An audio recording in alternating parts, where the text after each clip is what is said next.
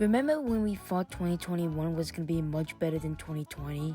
Yeah, it turns out it's just as bad as last year. But I will say that I think this year had much better movies than last year. So I'm gonna rank all the 2021 movies I watched because I hate myself and decided to give myself even more work when I already have a lot of shit going on. Before we get started, I would like to say that I haven't seen every 2021 movie. So there will be no West Side Story, no Matrix Resurrections, no whatever the hell this is. Also, just a friendly reminder that this is my fucking opinion. Anyway, let's get started. Hey Tim, what's your favorite movie of this year? Oh, it's Home Sweet Home Alone. Wow, you have terrible taste. Why are we still friends? Yeah, this movie fucking sucks. This movie takes a different approach and focuses on the burglars, and that was a bad idea. After seeing this couple struggle with money, you sympathize with them, and then they just get fucking destroyed by these traps. This is not going well! Come on, they don't deserve this. Unlike in the other Home Alone movies, you actually feel bad for these people because they don't deserve this. They just thought this kid stole this very valuable doll. Oh yeah, the kid. I fucking hated the kid in this movie. He was definitely the worst part. No hate to Archie Yates, but he was such a dick in this movie.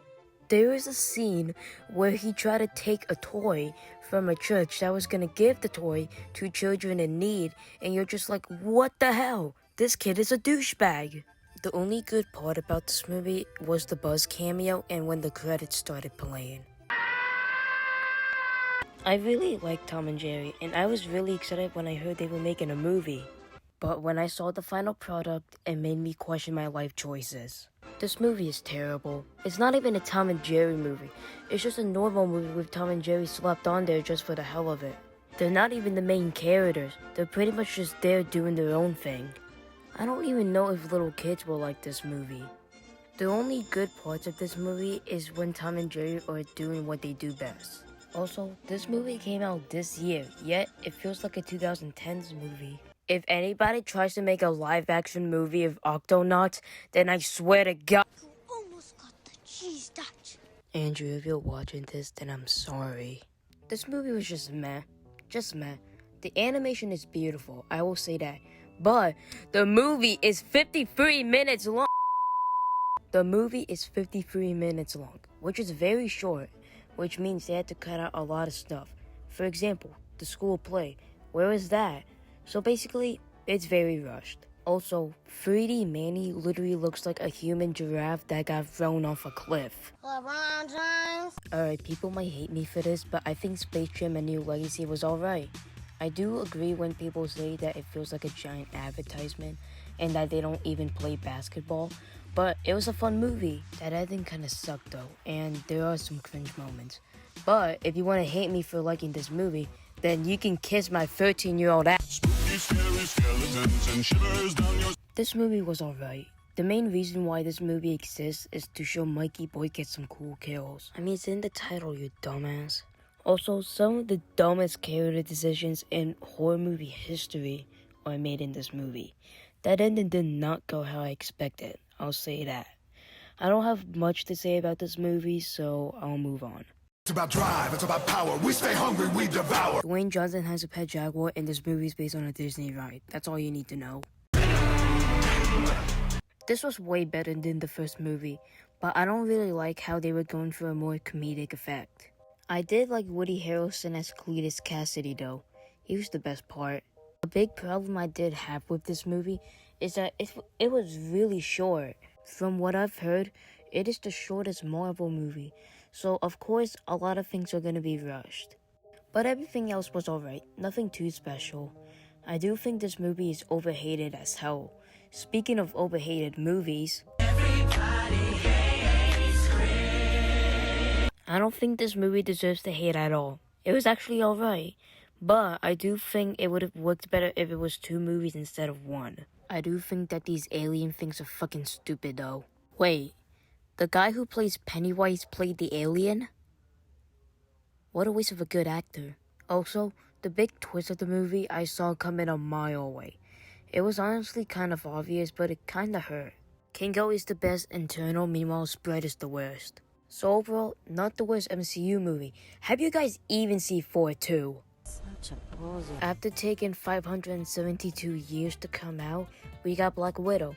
And to be honest, it's just your typical MCU movie. I really like Natasha's family. Yelena is a really funny younger sister who judges her sister on her posing.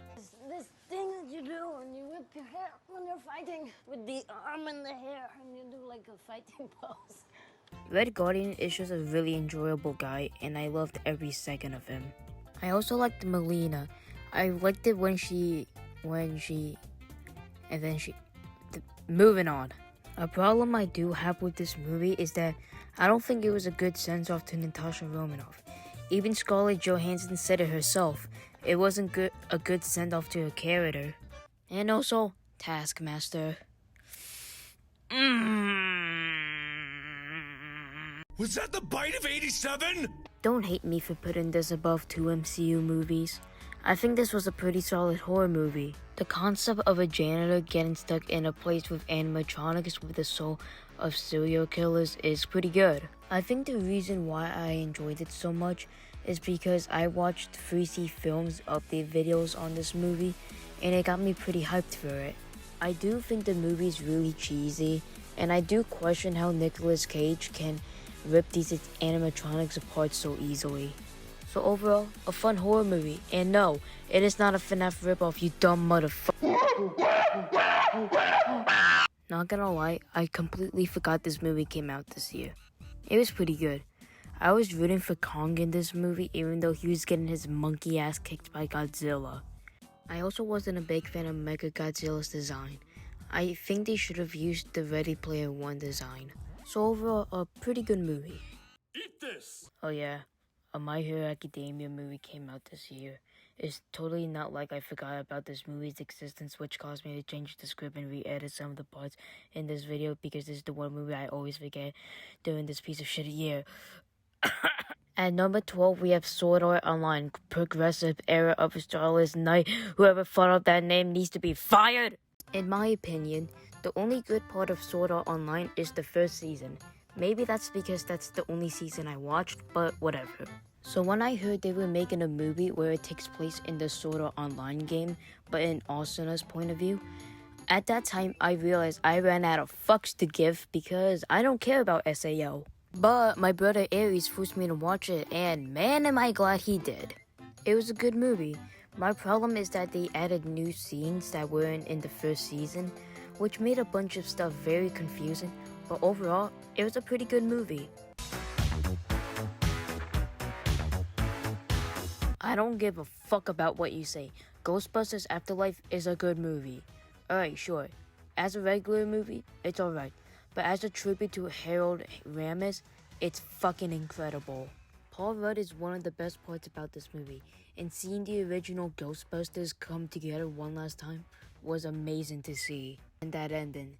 Oh my god, that ending was so fucking sad. Critics hate this movie because of fan service. Like, what? So when Spider-Man No Way Home does a shitload of fan service, it's alright. But when Ghostbusters Afterlife puts in a normal amount of fan service, it's suddenly the worst movie of the year? Like, what? Have you even seen Home Sweet Home Alone? And also, I'm not trashing on Spider-Man No Way Home. I'm just trying to make a point. So overall, good movie. You should watch it if you love Ghostbusters.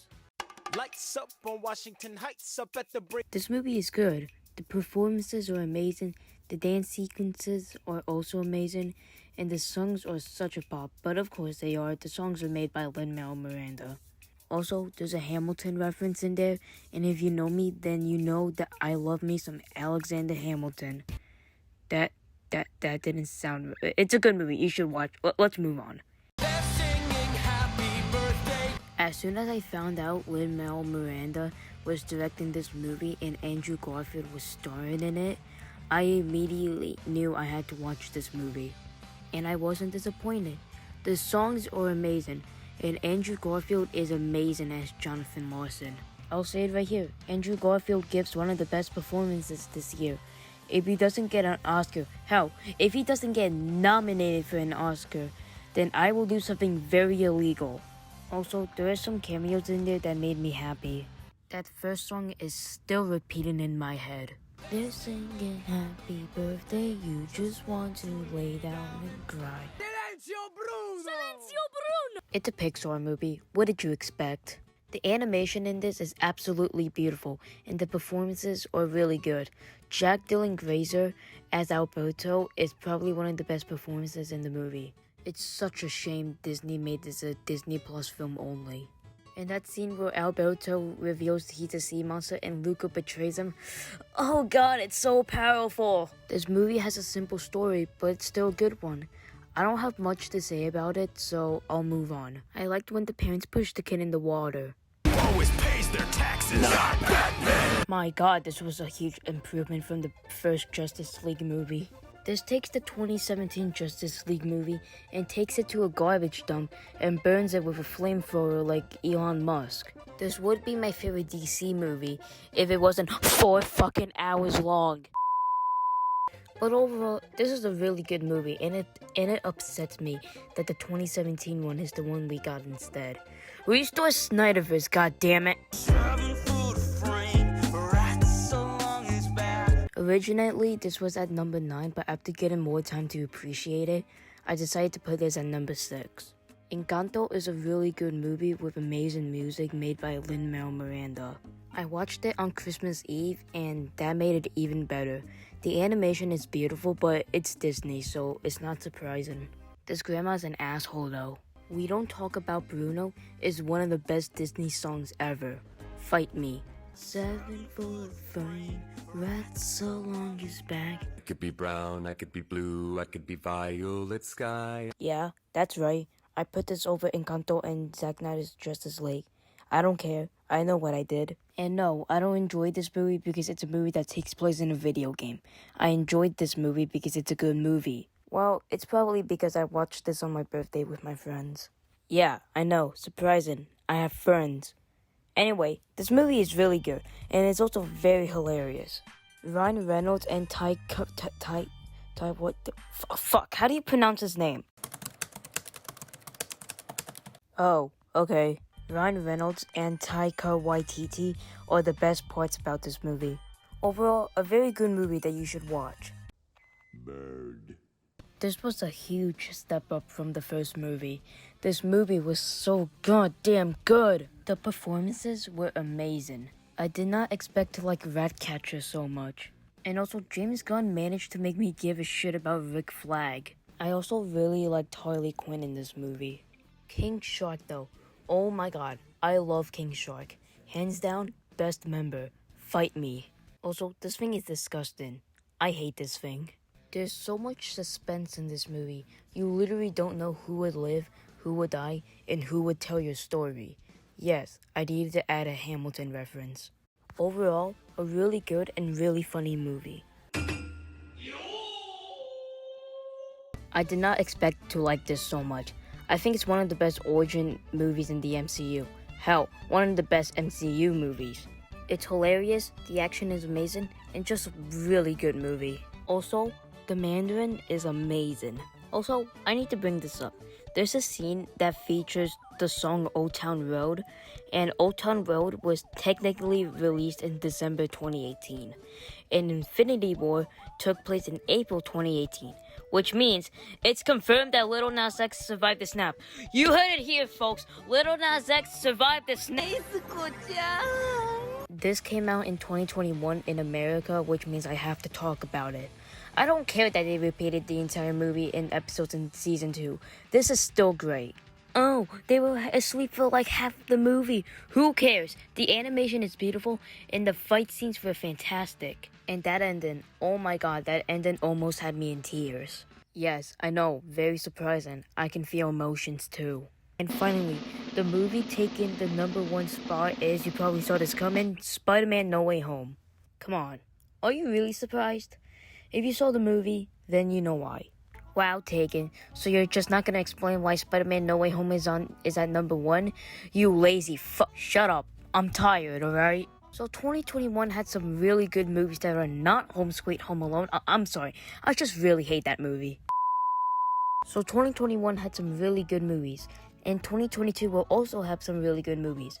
Like The Batman, Doctor Strange: The Multiverse of Madness, and oh god, what the fuck is that?